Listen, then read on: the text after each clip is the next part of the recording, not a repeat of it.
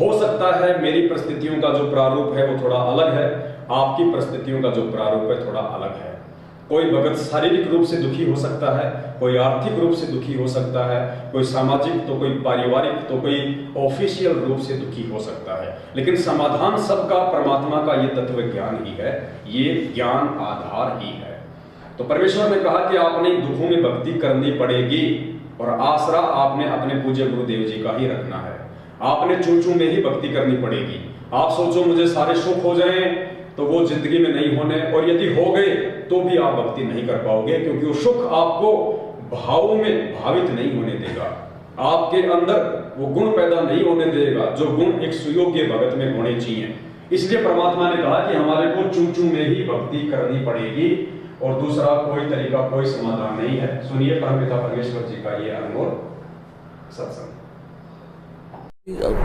कई प्रकार की टेंशन हो जाती है, किसी प्रकार की कई चिंताएं होती हैं, लेकिन चिंताएं तो हैं, चिंता भी नाम से ही समाप्त होंगी और परमात्मा की भक्ति तक करनी पड़ेगी, इन चिंताओं में करनी पड़ेगी।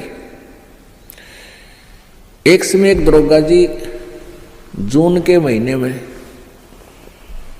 यानी गर्मी के मौसम में घोड़ी पर सवार होकर जा रहा था किसी दूसरे गांव में। रास्ते में किसान ने रहट जोड़ रखा था, रहट, हरहट। वो रहट क्या होता था कि उसमें एक पुली होती थी लोहे की, उस पुली के ऊपर के ऐसे एक चैन डाल दी जाती थी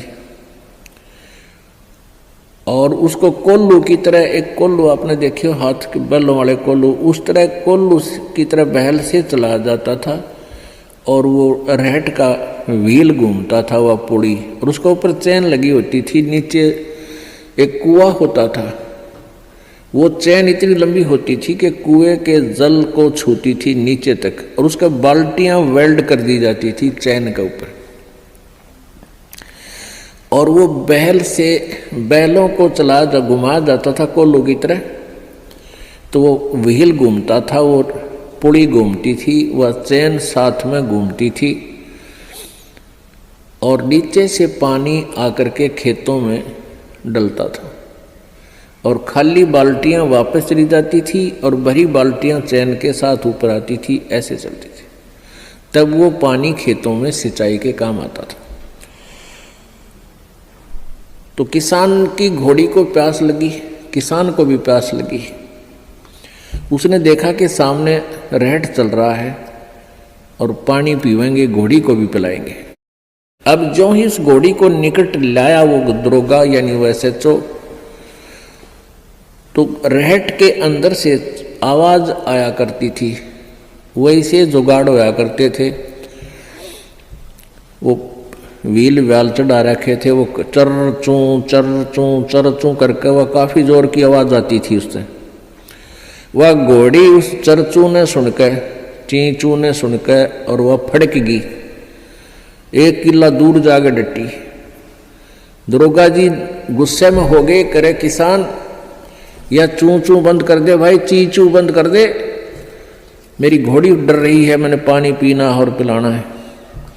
अब किसान ने वो बैल रोक दिए, जो बैल चल रहे थे, कोल्लू को सा फिरा रहे थे, उससे वो चलने से आवाज आ रही थी, पानी भी आ रहा था। तो किसान ने वह बैल रोक दिया तो पानी आना, जल आना भी बंद हो गया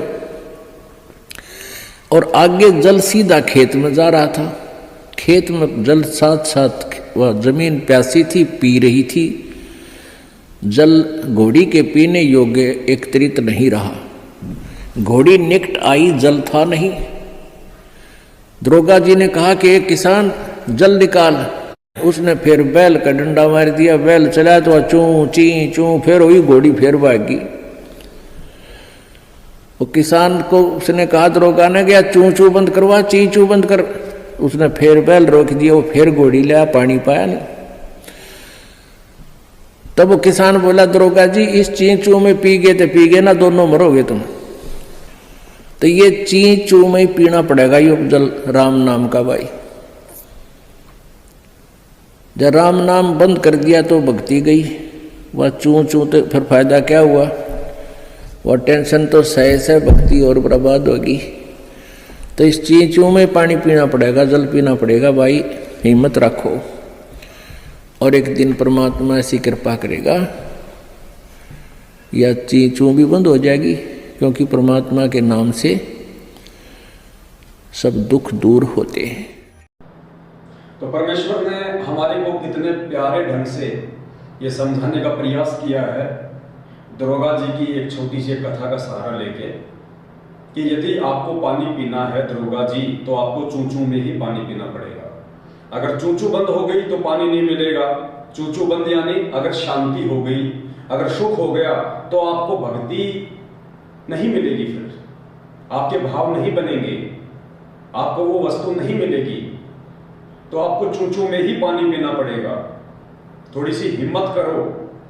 तो परमेश्वर जी के इस कथा के माध्यम से हमें समझाने का जो तात्पर्य है वो ये है कि हम भगत भाई बहनों ने थोड़ी हिम्मत रखनी पड़ेगी, क्योंकि अभी हम नए नए इस भक्ति मार्ग पे हैं। 2, 4, 5 साल कोई ज्यादा नहीं होते इस भक्ति मार्ग पे जुड़े हुए। पुण्यात्माओं, हमें गुरुदेव ने बताया कि हम एक छोटा सा आम का पौधा लगाते हैं और 5-6 साल में जाके वो आम का पौधा एक पेड़ बनता है, वो फल देने लायक बनता है। लेकिन 5-6 साल तक वो माली, वो व्यक्ति क्या करता है, उसकी देख रेख करता है, उसको पानी देता है, उसको खाद देता है, जानवरों से उसकी सुरक्षा करता है 5-6 साल तक। इतनी मेहनत के बाद फिर वो पौधा पेड़ बनता है, फिर उसके फल लगते हैं। और परमात्मा ने बताया फिर उसके इतने फल लगेंगे, खुद भी खाओ, आड़ोसी पड़ोसी भी खाएं, रिश्तेदार भी ले जाएं, तो भी कोई कमी नहीं आनी। तो पुण्यात्माओं, हम 4-5 साल इस परमपिता परमेश्वर को ज्ञान आधार से भक्ति करके, मर्यादाओं में भक्ति करके हम समय दें। और उसके बाद देखना, परमेश्वर का वचन कभी खाली नहीं जा सकता। जो परमात्मा कह रहे हैं कि फिर एक दिन आपको सुख भी होगा, इसी भक्ति से होगा, इसी राम नाम से होगा, इसी चूंचू में भक्ति करते रहने से होगा।